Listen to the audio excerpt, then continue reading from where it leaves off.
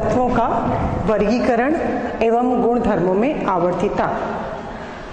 Good morning बच्चों, आज हम इस कालखंड में पिछला टॉपिक को ही कंटिन्यू करेंगे और आज मैं आप लोगों को बताऊंगी मेंडलीफ का जो पीरियोडिक टेबल है उसके दोष।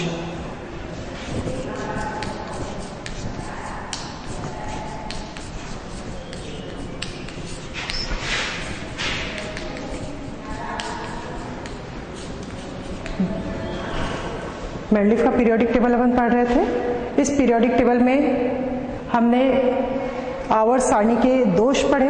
इसमें पहला था हाइड्रोजन का स्थान। हाइड्रोजन का स्थान आपको कल पढ़ा चुकी हूँ। उसके पश्चात भारी तत्वों को हल्के तत्वों के पहले रखा जाना, यह भी अपन पढ़ चुके हैं। आज मैं आप लोगों को बताऊंगी विभिन्न तत्वों को एक साथ रख देना।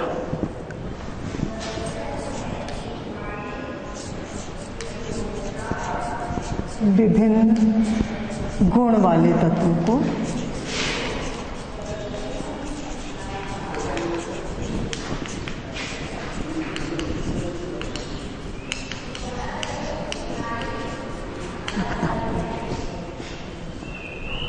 मेंडलीफ ने जो अपनी आवर्त सारणी बनाई थी उसमें प्रथम समूह में प्रथम ए समूह में सोडियम पोटेशियम को रखा था और प्रथम बी समूह में कॉपर, प्रथम बी समूह जो प्रथम ए समूह हो गया, प्रथम ए समूह में लिथियम सोडियम पोटेशियम को रखा हुआ है। इसी का अगर हम आगे देखें, hydrogen lithium sodium potassium rubidium caesium और फ्रांसियम, इसी तरीके से जब हम प्रथम बी में जाते हैं तो ये देखिए कॉपर, सिल्वर और गोल्ड, ये तीन तत्वों को इधर पे रखा गया है फर्स्ट बी में।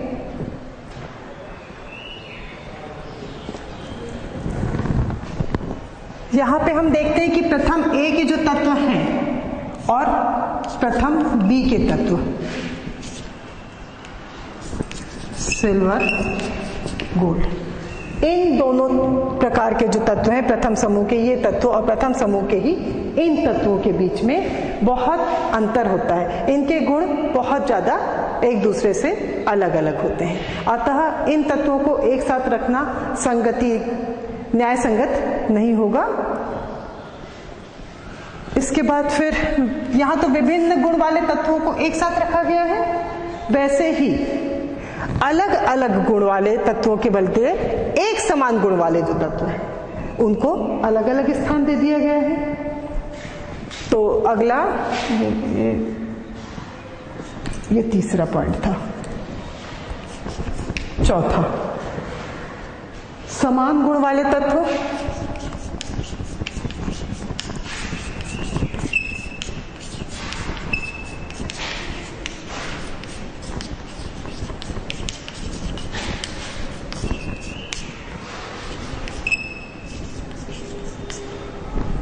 समान गुण वाले जो तत्व हैं उन्हें अलग अलग रखा गया है। जैसे समान गुण वाले तत्व जैसे सोना और प्लैटिनम, सोना और प्लैटिनम ये दोनों धातु हैं, नोबल धातुएं कहलाती हैं और इन दोनों धातुओं को अलग अलग समूह में रखना न्याय संगत नहीं है। तो मेंडलीफ की आवर्त सारणी का यह भी दोष है कि समान गुण वाले जो तत्व हैं उन समान गुण वाले तत्वों को भी अलग अलग करके रखा गया है। इसके पश्चात पांचवा, समस्थानिकों का स्थान।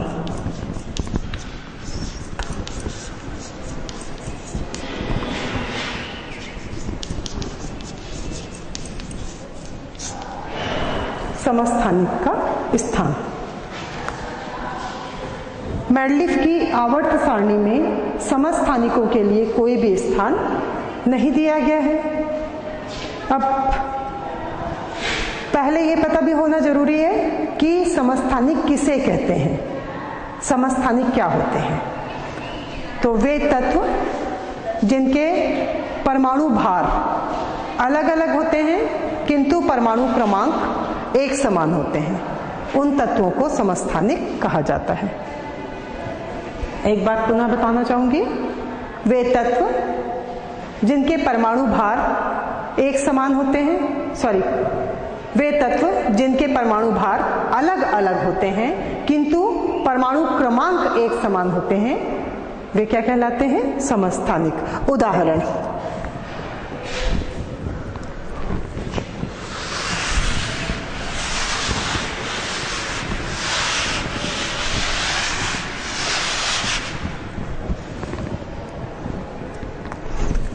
कार्बन, कार्बन का परमाणु भार 12 होता है और कार्बन का ही एक और तत्व प्राप्त हुआ है जिसको हम समस्थानिक बोलते हैं, उसका परमाणु भार 14 होता है। तो अगर मैंडलीफ की आवर्त सारणी में हम जानते हैं कि परमाणु तत्वों को परमाणु भार के बढ़ते हुए क्रम के आधार पर रखा गया है, तो इस तरीके से C12 वाले परमाणु भार जहां 12 आएगा वहां कार्बन का इसको रखना चाहिए था, और जहां 14 आएगा उसे यहाँ इस C14 कार्बन को रखना चाहिए था। लेकिन समस्थानिकों को आवर्त सारणी में कोई भी स्थान नहीं दिया गया है। इसी तरीके से अक्रिय गैसों के लिए भी आवर्त सारणी में कोई स्थान नहीं है। छठवां, अक्रिय गैस के लिए अक्रिय गैस को भी आवर्त सारणी में स्थान नहीं दिया गया है। इसका कारण यह है कि मैंडलीफ ने जब अपनी आवर्त सारणी बनाई थी उस समय तक अक्रिय गैसों की खोज नहीं हुई थी, तो इस कारण अक्रिय गैसों को कोई भी स्थान नहीं मिला था। लेकिन बाद में इन गैसों को शून्य समूह में रखा गया, 18वां समूह जिसे अभी आगे हम पढ़ेंगे। तो अक्रिय गैसों को कोई भी स्थान नहीं दिया गया। अक्रिय गैसों को स्थान नहीं मिलने का कारण क्या था? क्योंकि उस समय तक कोई भी अक्रिय गैसों की खोज नहीं हुई थी।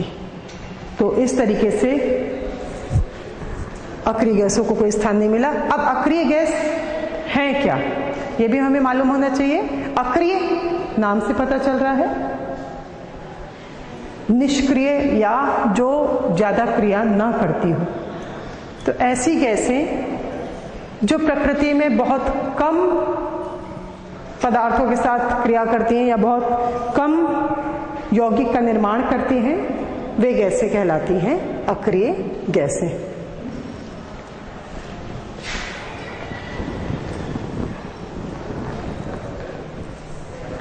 इसके पश्चात विकर्ण संबंध, 7वां, विकर्ण संबंध।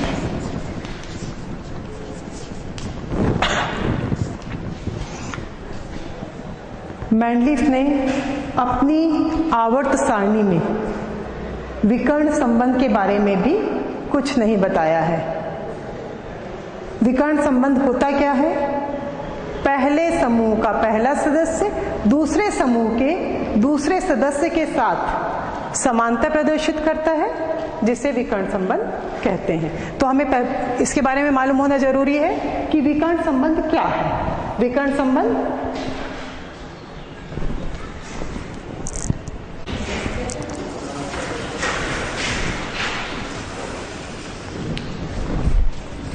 गुड मॉर्निंग बच्चों, हम तत्वों का वर्गीकरण एवं गुणों में आवर्तिता यह यूनिट पढ़ रहे थे। इसी में पिछले कालखंड में हमने मैंडलीफ की आवर्त सारणी के दोष पढ़ने प्रारंभ किए थे, उसे ही आगे कंटिन्यू करूंगी। मैंडलीफ की आवर्त सारणी के दोष। आवर्त सारणी के दोष। मैंडलीफ की आवर्त सारणी के दोष में हमने पहले पढ़ा था हाइड्रोजन का स्थान, इसके बाद भारी तत्वों को हल्के तत्वों के पहले रखा जाना, आज हम पढ़ेंगे विभिन्न गुण वाले तत्वों को एक साथ रखना। विभिन्न गुणों वाले तत्व को एक साथ रखना। मैंडलीफ ने जो अपनी आवर्त सारणी बनाई थी, उस आवर्त सारणी में विभिन्न गुण वाले तत्वों को एक साथ रखा था। उदाहरण के लिए प्रथम समूह, प्रथम ए में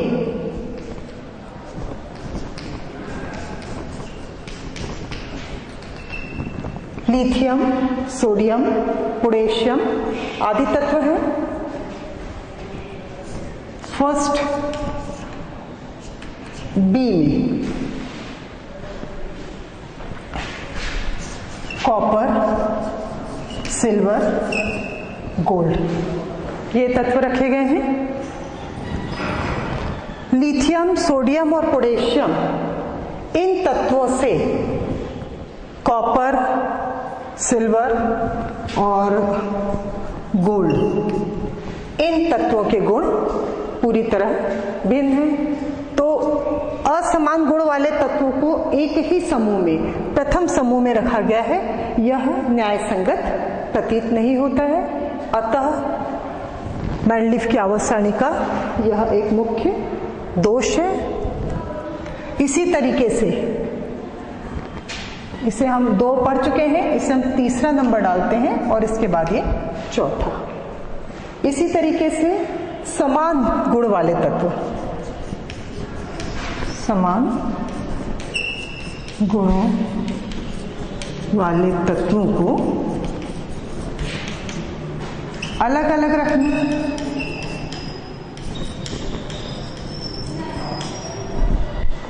मैंडलीफ की आवर्त सारणी में कुछ ऐसे तत्व भी हैं जिनके गुण लगभग समान हैं, जैसे सोना और प्लैटिनम। दोनों ही नोबल धातु कहलाते हैं, धात्विक गुण प्रदर्शित करते हैं, दोनों में बहुत अधिक समानता है। इतनी समानता होने के बाद भी इन दोनों तत्वों को अलग अलग वर्ग में रखा गया है, तो यह भी मैंडलीफ की आवर्त सारणी का दोष है। इसके पश्चात समस्थानिकों का स्थान, पांचवा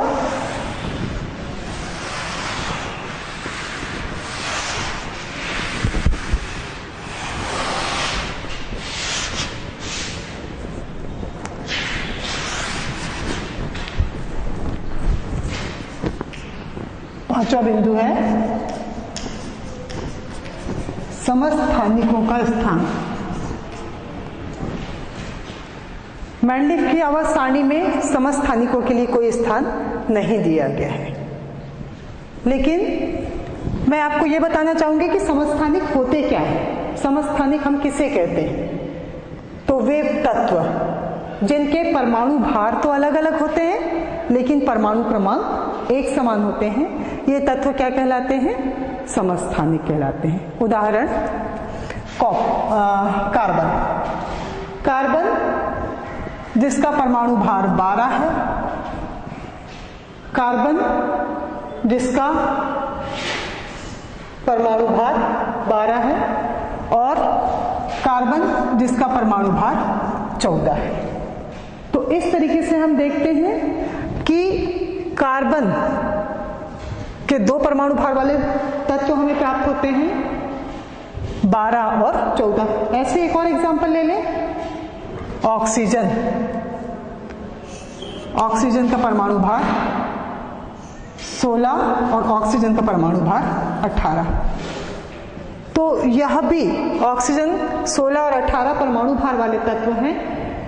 हम ये देखते हैं कि इन्हें आवर्त सारणी में स्थान मिला है C12 को भी और O16 को भी, लेकिन C14 और O18 इन्हें मैंडलीफ के पीरियोडिक टेबल में, मैंडलीफ की आवर्त सारणी में कोई भी स्थान नहीं दिया गया है। तो यह भी आवर्त सारणी का दोष हो गया। इसके पश्चात अक्रिय गैसें, छठवां, अक्रिय गैस को भी कोई स्थान नहीं दिया गया है। अक्रिय गैस को कोई स्थान क्यों नहीं दिया गया है? क्योंकि उस समय तक मेंडलीफ की आवर्त सारणी में, मेंडलीफ की जब आवर्त सारणी बनाई गई थी उस समय तक अक्रिय गैसों की खोज नहीं हुई थी, इसीलिए मेंडलीफ की आवर्त सारणी में अक्रिय गैसों को स्थान नहीं दिया गया। बाद में जब खोज हुई तो इसे शून्य समूह के नाम से आवर्त सारणी में स्थान दिया गया। शून्य समूह क्योंकि इनकी संयोजकता शून्य होती है, जितनी भी अक्रिय गैसें हैं इन अक्रिय गैसों की संयोजकता शून्य है, अतः इसे शून्य समूह में स्थान दिया गया। इसके पश्चात आता है विकर्ण संबंध, सातवां।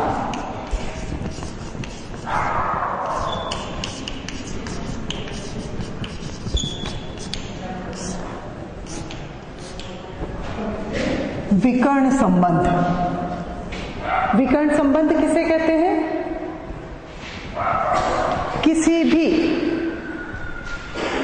वर्ग में, किसी भी समूह में अगर हम देखें तो पहले समूह का पहला सदस्य दूसरे समूह के दूसरे सदस्य के साथ समानता प्रदर्शित करता है और इसे ही विकर्ण संबंध कहते हैं। तो विकर्ण संबंध के बारे में मेंडलीफ ने अपनी आवर्त सारणी में कुछ भी बात नहीं बताई है। तो इस तरीके से हम ये बोल सकते हैं कि यह भी मेंडलीफ की आवर्त सारणी का एक दोष है।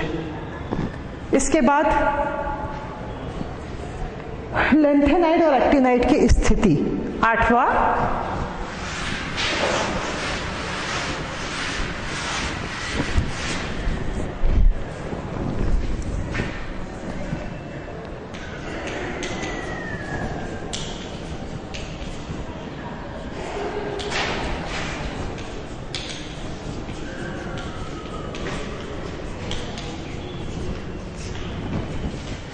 आठवां है लेंथेनाइड और एक्टिनाइड की स्थिति। मेंडलीफ ने अपने पीरियोडिक टेबल में लेंथेनाइड और एक्टिनाइड को अलग से प्रदर्शित किया है। हम यहाँ देखते हैं मेंडलीफ की जब हम आवर्त सारणी देखते हैं तो ये जो लेंथेनाइड है इसके बाद 57 लेंथेनम, इसके बाद के जितने भी सदस्य हैं ये सारे सदस्य ये यहाँ पे स्थान दिया गया है इनको, हालांकि इन्हें लिखने के लिए अलग से लिखा गया है। तो लेंथेनाइड और एक्टिनियम ये सातवें आवर्त का सदस्य, एक्टिनियम, और एक्टिनियम के बाद के जो सदस्य हैं ये 89 हो गया परमाणु भार, परमाणु क्रमांक 227, उसके बाद के जो सदस्य हैं इनको एक्टिनाइड कहा गया और इसके लिए आवर्त सारणी में कोई विशेष स्थान नहीं दिया गया, इन्हें सीधे उठा करके नीचे रख दिया गया है। तो इस तरीके से मेंडलीफ की जो आवर्त सारणी है उस मेंडलीफ की आवर्त सारणी में लेंथेनाइड और एक्टिनाइड के लिए कोई विशेष स्थान नहीं दिया गया है, उनकी स्थिति विवादास्पद है।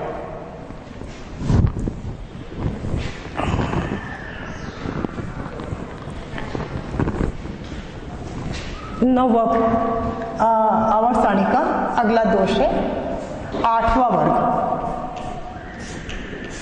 आठवां समूह जो है, आठवां समूह को जब हम देखते हैं तो हमें ये पता चलता है कि ये देखिए यहां से लेकर के ये सदस्य, ये और ये सारे सदस्य आठवें समूह के सदस्य कहलाते हैं। ये तीसरा, चौथा, पांचवा, छठवां, ये सातवां सदस्य हो गया। इसके बाद यहाँ, यहाँ और यहाँ, यहाँ ये पूरे वर्ग, ये कहला रहा है आठवां समूह। तो इसे त्रिक के रूप में मेंडलीफ ने अपनी आवर्त सारणी में प्रदर्शित किया है। इसे उपवर्गों में भी विभाजित नहीं किया है। तो हम ये बोल सकते हैं कि आठवें समूह की स्थिति भी स्पष्ट नहीं हो पाती है इस सारणी के द्वारा। तो ये हो गए मेंडलीफ की आवर्त सारणी के दोष या कमियां।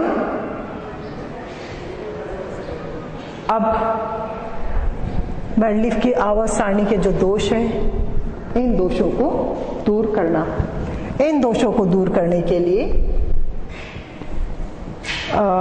एक वैज्ञानिक थे इंग्लैंड के, नाम था मोसले। उन्होंने बताया था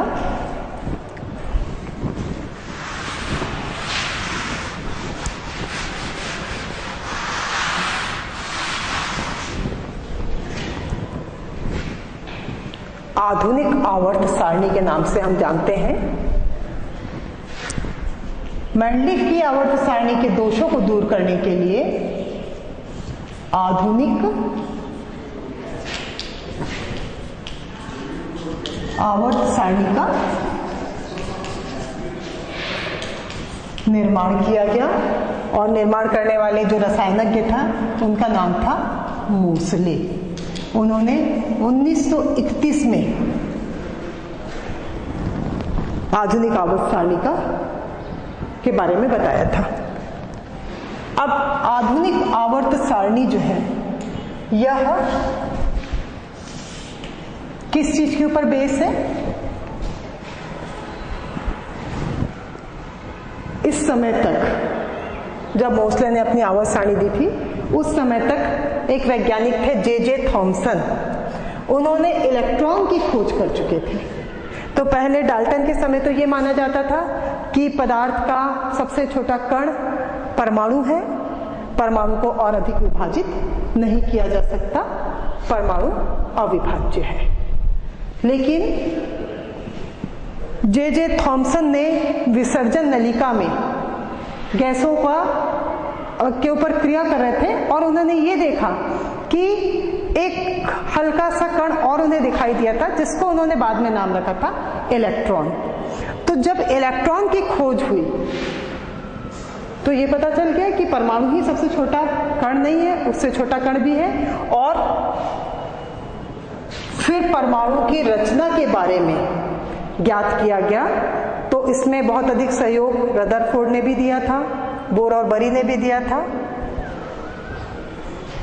तो मैं आपको थोड़ा सा परमाणु की संरचना के बारे में बताना चाहूंगी। परमाणु की संरचना अगर हम देखें तो बीच में एक ठोस भारी भाग होता है जिसे नाभिक कहा जाता है।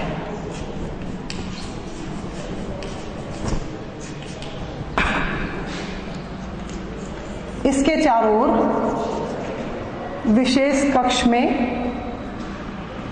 इलेक्ट्रॉन चक्कर लगाते रहते हैं और ये जो बीच का नाभिक है इसमें प्रोटॉन और न्यूट्रॉन उपस्थित होते हैं।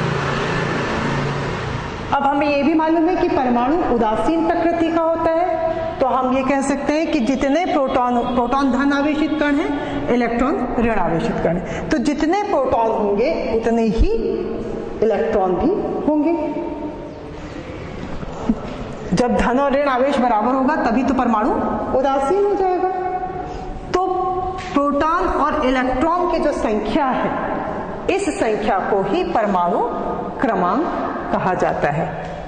तो मैं आपको वास्तव में परमाणु क्रमांक के बारे में ही बताना चाह रही थी, क्योंकि मोसले ने आधुनिक आवर्त सारणी जो बताया है उसे परमाणु क्रमांक या परमाणु संख्या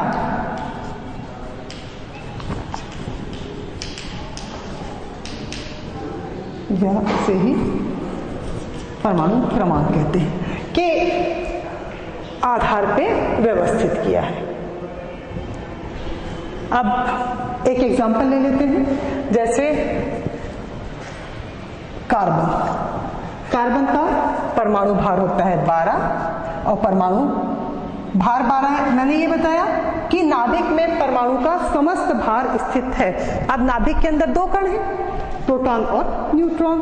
तो 12 कण हैं, भार 12 है, तो ये होगा 6 प्रोटॉन और 6 न्यूट्रॉन। अब चूंकि परमाणु उदासीन होता है तो इलेक्ट्रॉन भी कितने होने चाहिए? 6 होने चाहिए। तो हम ये कह सकते हैं कि प्रोटॉन 6, न्यूट्रॉन भी 6 और इलेक्ट्रॉन भी 6 होंगे। ठीक है। इस तरीके से ये जो प्रोटॉन और इलेक्ट्रॉन की संख्या है, इसे हम पदार्थ की परमाणु संख्या कहते हैं। तो परमाणु भार और परमाणु संख्या में अंतर स्पष्ट हुआ। परमाणु भार अर्थात परमाणु के नाभिक में उपस्थित कुल भार। परमाणु के नाभिक में क्या क्या उपस्थित है? प्रोटॉन और न्यूट्रॉन।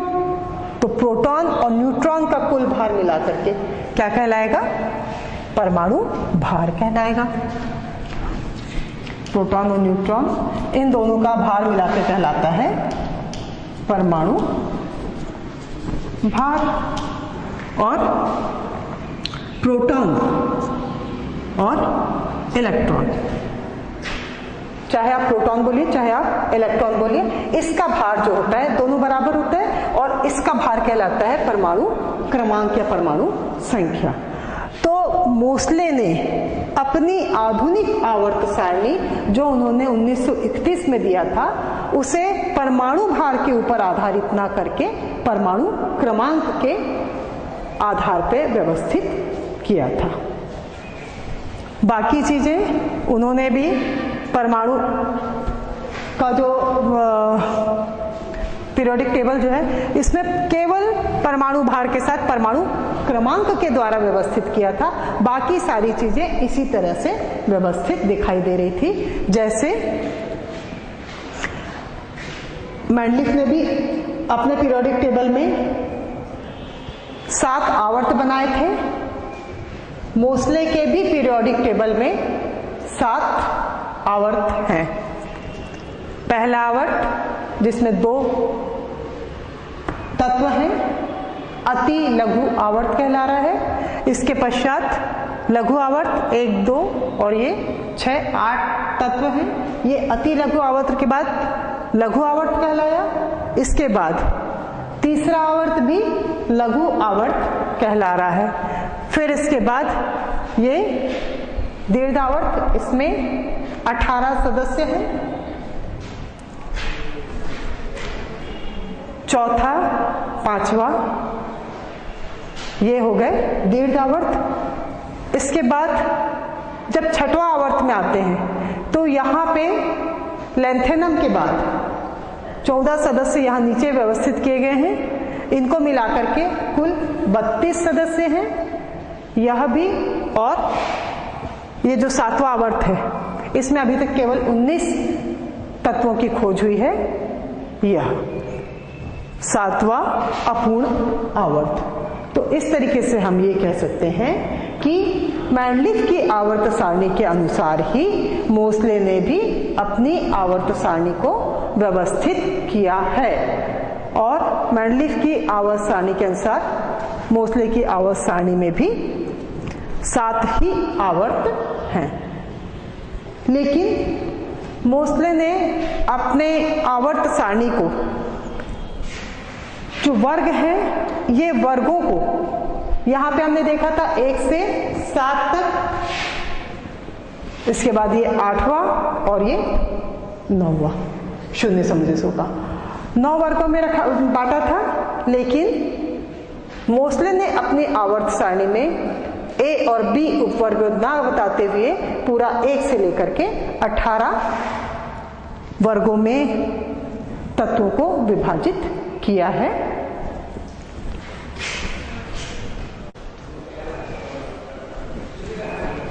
आधुनिक आवर्त सारणी जिसे मोस्ले ने दिया था 1931 में, और यह आवर्त सारणी जो है आधुनिक आवर्त सारणी, यह आधुनिक आवर्त सारणी परमाणु संख्या या परमाणु क्रमांक के ऊपर आधारित है।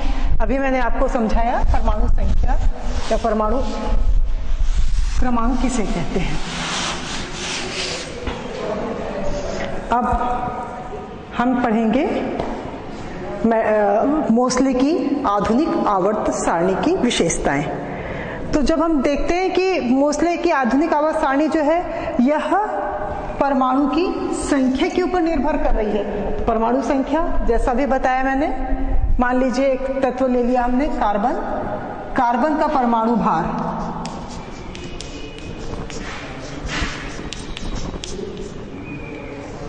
12 है।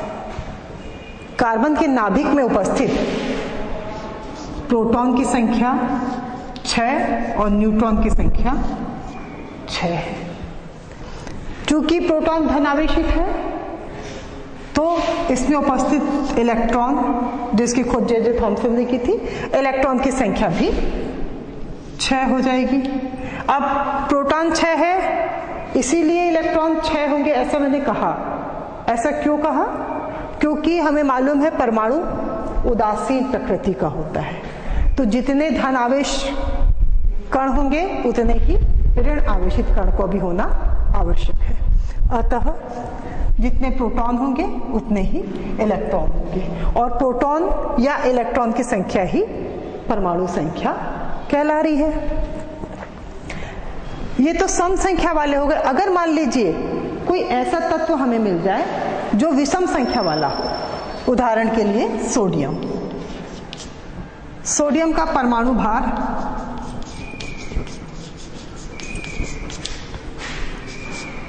23 है। परमाणु भार 23 है तो इसमें प्रोटॉन की संख्या होगी 11, लेकिन न्यूट्रॉन की संख्या 12 होगी।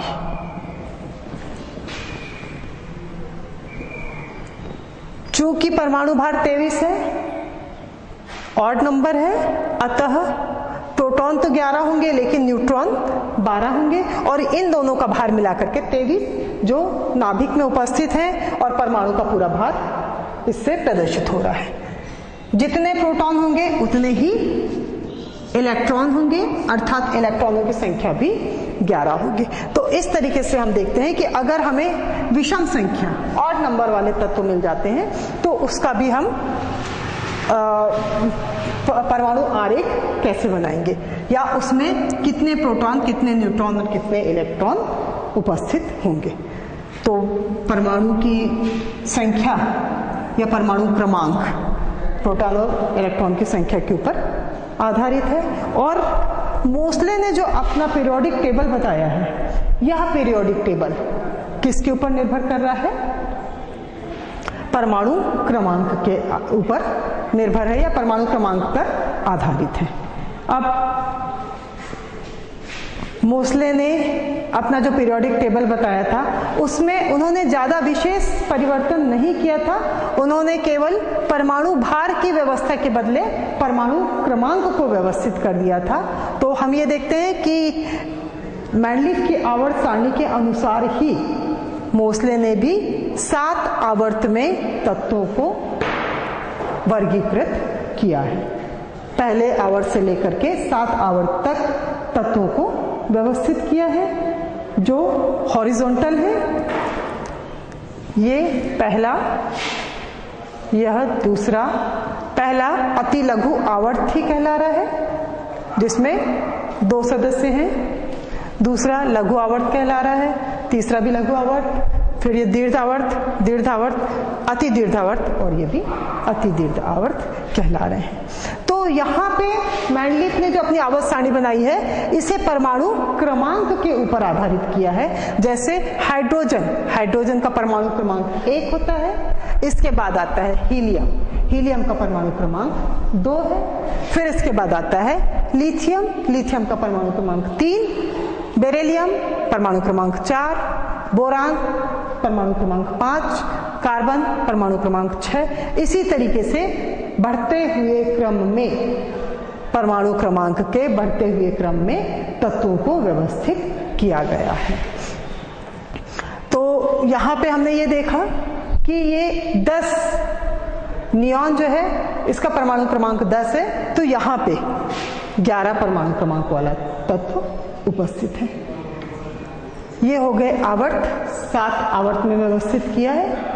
लेकिन मोसले ने अपनी आवर्त सारणी में वर्गों को, यहाँ पे हमने देखा था 1 से 7 तक ए और बी वर्ग में विभाजित किया था, लेकिन मोसले ने इन्हें ए और बी वर्ग उपवर्गों में विभाजित ना करते हुए इसे 1 से 18 तक क्रमांक दे दिया। ये पहला, दूसरा, तीसरा, चौथा, 5वां, इस तरीके से यह 18वें नंबर पर उपस्थित है। तो आवर्त तो 7 वैसे ही है, लेकिन समूह जो वर्टिकल है, ये वर्टिकल इनको ए और बी उपवर्ग में विभाजित ना करते हुए किस में विभाजित किया है, 1 से लेकर के 18 समूहों में विभाजित कर दिया है। ये हो गया मोसले की आवर्त सारणी का सुधरा हुआ रूप मोसले ने, जिसे परमाणु क्रमांक के आधार पे बताया था। अब इसके बाद मैंडलीफ की आवर्त सारणी के दोषों का निवारण। मोसले ने जो अपनी ये आवर्त सारणी बनाई है, इस आवर्त सारणी में दोषों का निवारण किस तरह से किया गया। तो पहले तो हमने पढ़ा था हाइड्रोजन का स्थान। हाइड्रोजन का स्थान आज भी प्रथम समूह में ही हाइड्रोजन को स्थान दिया गया है, और इसका कारण है कि प्रत्येक आवर्त में इलेक्ट्रॉनों की जो अधिकतम संख्या है वो 2n वर्ग होती है।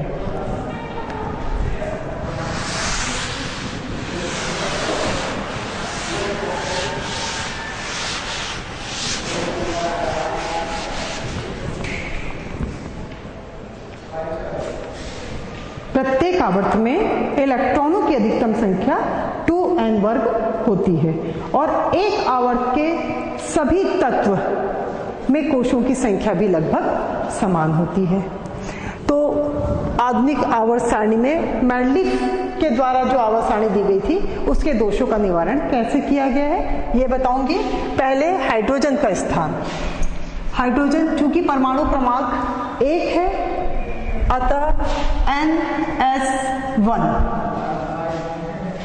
इस कक्ष में जो प्रथम वर्ग है, प्रथम वर्ग के जितने भी सदस्य हैं वो सारे सदस्य NS1 इलेक्ट्रॉनिक विन्यास पर ही समाप्त हो रहे हैं। तो इस तरह से हाइड्रोजन को स्थान यहाँ पे दिया गया है, हालांकि यह स्थान अभी भी विवादास्पद ही है।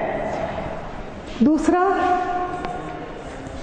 भारी तत्वों को हल्के तत्वों से पहले रखे जाना। भारी तत्वों को पहले रखा गया हल्के तत्वों से। ये था मैंडलीफ की आवर्त सारणी का दोष, जिसमें मैंने एक उदाहरण दिया था। भारी तत्व का उदाहरण दिया था मैंने, आर्गन।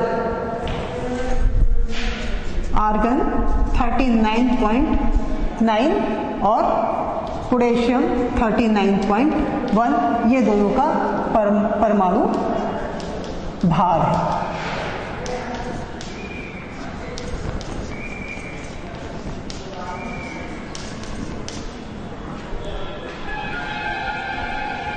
जो आधुनिक आवर्त सारणी है, यह आधुनिक आवर्त सारणी चूंकि परमाणु भार के बदले परमाणु क्रमांक के ऊपर निर्भर है, इसलिए हम ये कह सकते हैं कि इसका परमाणु क्रमांक, पोटेशियम का परमाणु क्रमांक 18 है और आर्गन का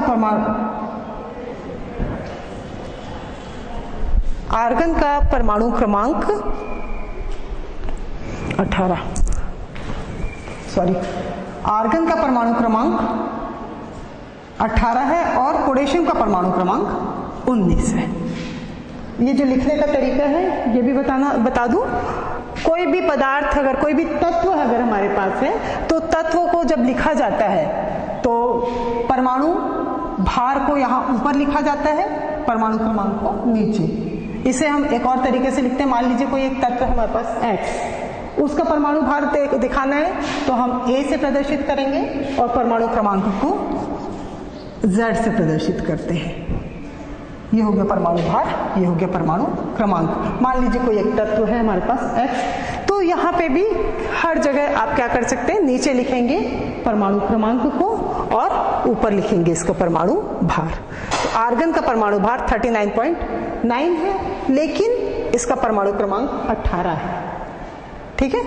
दूसरा, पोटेशियम का परमाणु भार 39.1 है, परंतु इसका परमाणु क्रमांक 19 है। तो छोटी संख्या कौन सी हो गई, 18। इसलिए हम आर्गन को पहले रखते हैं। आपने देखा आवर्त सारणी में आर्गन पहले रखा गया है, उसके पश्चात ही पोटेशियम 19 परमाणु क्रमांक वाले तत्व को रखा गया है। तो इस तरीके से भारी तत्वों को हल्के तत्वों के पहले क्यों रखा गया, उसका कारण इस उदाहरण के द्वारा स्पष्ट हो गया। वैसे ही विभिन्न गुणों वाले तत्वों को एक साथ रखा गया है। विभिन्न गुण वाले तत्वों को एक साथ रखा जाना, यहाँ पे मैंडलीफ ने जो अपनी आवर्त सारणी बनाई थी उसको परमाणु भार के आधार पर रखा था, इसलिए बढ़ते हुए क्रम से प्रदर्शित कर दिया था। लेकिन ये जो आधुनिक आवर्त सारणी है, चूंकि यह परमाणु क्रमांक के ऊपर आधारित है, तो तत्वों को अलग अलग व्यवस्थित किया गया। अब हम यहाँ पे देखेंगे, मैंने अभी आपको बताया कि विभिन्न गुण वाले तत्वों को एक साथ रखा गया या समान गुण वाले तत्वों को अलग अलग रखा गया। अब चूंकि मोसले ने अपनी आवर्त सारणी में ए बी उपवर्ग को ही हटा दिया, 1 से लेकर के 18 तक पूरे हर उपवर्ग को एक अलग वर्ग में रख दिया गया है, तो यह जो दोष था, इस दोष का निवारण अपने आप ही हो जाता है। इसके पश्चात आता है समस्थानिकों का स्थान। अभी मैंने एक उदाहरण दिया था आपको कार्बन का। कार्बन परमाणु भार 12 भी होता है, परमाणु क्रमांक 14 भी होता है, लेकिन दोनों का परमाणु भार 12 भी और परमाणु भार 14 भी, लेकिन दोनों का परमाणु क्रमांक कितना है? 6। तो 6 या 6 होने के कारण उसे आवर्त सारणी में केवल एक ही स्थान मिलेगा जहां पे वह 6 संख्या आ रही है, ये 6। ठीक है, तो समस्थानिकों के लिए अलग से स्थान देने की आवश्यकता ही मोसले की आवर्त सारणी में नहीं पड़ी। क्या कारण है? कारण यही है कि पदार्थ के परमाणु भार तो अलग अलग है, जो तत्व है उसके परमाणु भार तो अलग अलग है, लेकिन परमाणु क्रमांक एक ही है, और मोसले ने अपनी आवर्त सारणी को परमाणु क्रमांक के बढ़ते हुए परमाणु क्रमांक के आधार पर व्यवस्थित किया है, अतः उसका स्थान एक ही निर्धारित हो गया। इसके बाद अक्रिय गैसें। अक्रिय गैसों के लिए मैंडलीफ की आवर्त सारणी में स्थान नहीं था, उसका कारण मैं आपको बता चुकी हूँ। उस समय तक अक्रिय गैसों की खोज नहीं हुई थी, लेकिन जब मोसले ने अपना पीरियोडिक टेबल बनाया, उसके पश्चात जब तत्वों की खोज हुई, तो 0 समूह के सदस्यों के रूप में या 18वें समूह के सदस्यों के रूप में अक्रिय गैसों को रखा गया। फिर विकर्ण संबंध के बारे में भी मोसले ने विकर्ण संबंध का भी वर्णन किया था। जैसे पहला समूह का ये लिथियम मैग्नीशियम के साथ विकर्ण संबंध प्रदर्शित करता है, बोरान सिलिकॉन के साथ विकर्ण संबंध प्रदर्शित करता है। तो पहले समूह का पहला सदस्य दूसरे समूह के दूसरे सदस्य के साथ, पहले समूह का ये पहला सदस्य बोरान, दूसरे समूह का ये दूसरा सदस्य, ये कार्बन के बाद सिलिकॉन दूसरा सदस्य, तो इस तरीके से दूसरे सदस्य के साथ विकर्ण संबंध प्रदर्शित कर रहा है। तो इस तरीके से मैंडलीफ के द्वारा जो दी गई कमियां थी, दोष थे विकर्ण संबंध के बारे में, यह भी मोसले ने हल कर दिया था। लेंथेनाइड और एक्टिनाइड की स्थिति, यहाँ पे लेंथेनाइड और एक्टिनाइड की जो स्थिति है, वह स्थिति को अगर हम देखें तो हम यहाँ देख रहे हैं परमाणु क्रमांक बढ़ते हुए परमाणु क्रमांक से, ये लेंथेनम 57 है और उसके बाद हाफनियम 72, 57 लेंथेनम और उसके बाद 72 हाफनियम। इन दोनों के बीच में 14 सदस्य जो हैं, इन्हें लेंथेनाइड कहा है और इन्हें अलग से व्यवस्थित किया गया है। वैसे ही ये 89 एक्टिनियम और उसके बाद ये हो गया 104। इन दोनों के बीच में भी एक्टिनाइड के बाद के भी 14 सदस्य जो हैं, इन 14 सदस्यों को यहाँ नीचे व्यवस्थित किया गया है। चूंकि लेंथेनम के बाद के सदस्य हैं, इन्हें लैंथेनाइड कहा है। ये एक्टिनियम के बाद के सदस्य हैं, इन्हें एक्टेनाइड कहा गया है। तो इस तरीके से मैंडलिफ के द्वारा जो आवर्त सारणी दी गई थी, उस मैंडलिफ की आवर्त सारणी को के जो दोष थे, इन दोषों का निवारण किया गया है। अब बच गया 8वें समूह। ये 7th A और B चल रहा था, लेकिन 8वें समूह में यहाँ पे इन्होंने 1, 2 और 3 त्रिक बनाया था, लेकिन चूंकि मोसले ने इसे 1, 2, 3, 4 के नाम से प्रदर्शित किया है, तो ये जो 8वां समूह है यह 8, 9, 10 इस तरीके से व्यवस्थित हो गया। तो यह जो दोष था, इस दोष का निवारण भी अपने आप ही हो जाता है। तो ये हो गया मैंडलिफ की आवर्त सारणी के दोष और इन दोषों का मोसले के द्वारा निवारण किया जाना। अब मैंडलिफ की आवर्त सारणी की विशेषताओं का वर्णन अपन करेंगे। मैंडलिफ की आवर्त सारणी मोसले की आवर्त सारणी की विशेषताओं का वर्णन करेंगे। मैंडलिफ की जो आवर्त सारणी है, वही आवर्त सारणी में सिर्फ परमाणु क्रमांक का अध्ययन करते हुए मोसले ने अपना आवर्त सारणी दिया था, और इसका अध्ययन अपन अगले पीरियड में करेंगे। धन्यवाद।